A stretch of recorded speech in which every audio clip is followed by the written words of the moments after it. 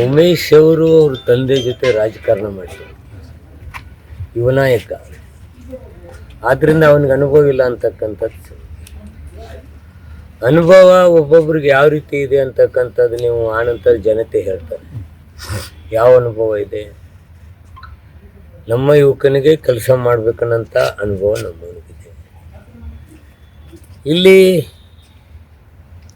ದಿವಂಗತ HY ಮೇಟಿ ಅವರು ಮಾಡ್ತಕ್ಕಂಥ ಕೆಲಸ ಸರಳ ಸಜ್ಜನಿಕೆ ವ್ಯಕ್ತಿತ್ವದ ಒಂದು ಭಾವನೆ ಏನಿದೆ, ಅವರ ಅನುಕಂಪ ನಮ್ಮ ಕೈ ಹಿಡಿತಾ ಇದೆ. ಅವ್ರ ಅಭಿವೃದ್ಧಿ ಮಾಡ್ತಕ್ಕಂಥ ಕೆಲಸಗಳು ನಮ್ಮ ಕೈ ಹಿಡಿತವೆ. ಸರ್ಕಾರ ಮಾಡ್ತಕ್ಕಂಥ ಅಭಿವೃದ್ಧಿ ಕೆಲಸಗಳು ಸಾಮಾನ್ಯ ಬಡವನಿಗೂ ಬದುಕುವ ಶಕ್ತಿ, ಇದು ಅಭಿವೃದ್ಧಿ. ಈ ಅಭಿವೃದ್ಧಿಯನ್ನು ಮಾಡ್ತಕ್ಕಂಥ ಎಲ್ಲವೂ ನಮಗೆ ಕೈ ಹಿಡಿತಕ್ಕಂಥದ್ದಿದೆ. ನಾಳೆ ನಾಮಿನೇಷನ್ ಮಾಡಲಿಕ್ಕೆ ಸನ್ಮಾನ್ಯ ಮುಖ್ಯಮಂತ್ರಿಗಳು, ನಮ್ಮ ರಾಜ್ಯದ ನಮ್ಮ ಪಕ್ಷದ ಅಧ್ಯಕ್ಷರು CM ಆದಂಥ DK ಶಿವಕುಮಾರ್ ಸಾಹೇಬರು, ಸತೀಶ್ ಜಾರಕಿಹೊಳಿ ಅವರು, ಜಮೀರ್ ಅವರು, ಹಾಗೆ ಹಲವಾರು ನಾಯಕರು ನಮ್ಮಲ್ಲಿ, ಇಂದು ಪಾಟೀಲ್ರು, ಶಿವಾನಂದ ಪಾಟೀಲ್, ಹೀಗೆ ದೊಡ್ಡ ಟೀಮಲ್ಲಿ ಬರ್ತಾ ಇದೆ. ಅವರು ಎಲ್ಲರೂ ಬಂದು ಶಕ್ತಿ ಕೊಡ್ತಕ್ಕಂಥ ಕೆಲಸ ಆಗ್ತಾ ಇದೆ.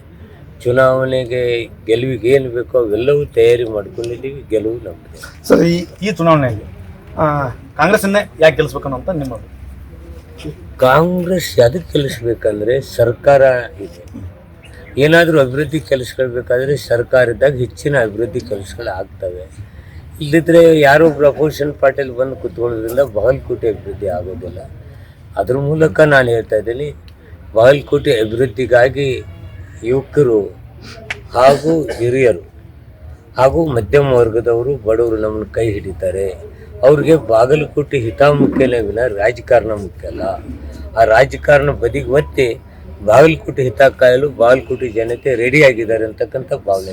ಸರ್, ಕೊನೆಯದಾಗಿ ಯಾವುದೇ ಒಂದು ಚುನಾವಣೆ ದಿವಸ ಅಲ್ಲೇ ಜಾತಿ ರಾಜಕಾರಣ ಭಾಳಷ್ಟು ಮಹತ್ವದ ಪಾತ್ರ ವಹಿಸುತ್ತೆ. ಈ ಚುನಾವಣೆ ಒಳಗೆ ಅಹಿಂದ ಮತಗಳನ್ನು ಕ್ರೋಢೀಕರಿಸೋ ನಿಟ್ಟಿನೊಳಗೆ ಏನು ಹೊಸ ಪ್ಲ್ಯಾನ್ ಸರ್?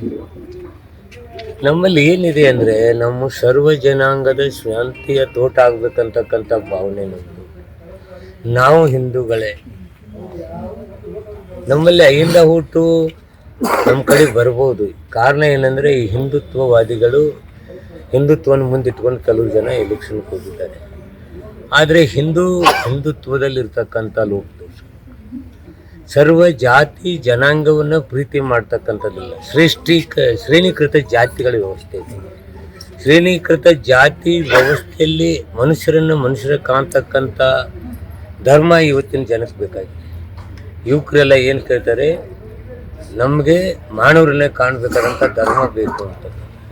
ಒಬ್ಬರು ಶ್ರೇಷ್ಠ, ಒಬ್ಬರು ಕಡಿಮೆ, ಆನಂತರ ಮಧ್ಯಮದವ್ರು ಅಂತಕ್ಕಂಥ ಭಾವನೆ ಹೊಡೆದು ಹಾಕಿ ಸರ್ವ ಜನಾಂಗವನ್ನು ಯಾರು ಪ್ರೀತಿ ಮಾಡ್ತಾರೆ ಆ ಪಕ್ಷಕ್ಕೆ ಓಟ್ ಹಾಕ್ಬೇಕಂತಕ್ಕಂಥ ಜನತೆ ಬಯಕೆ ಇದೆ.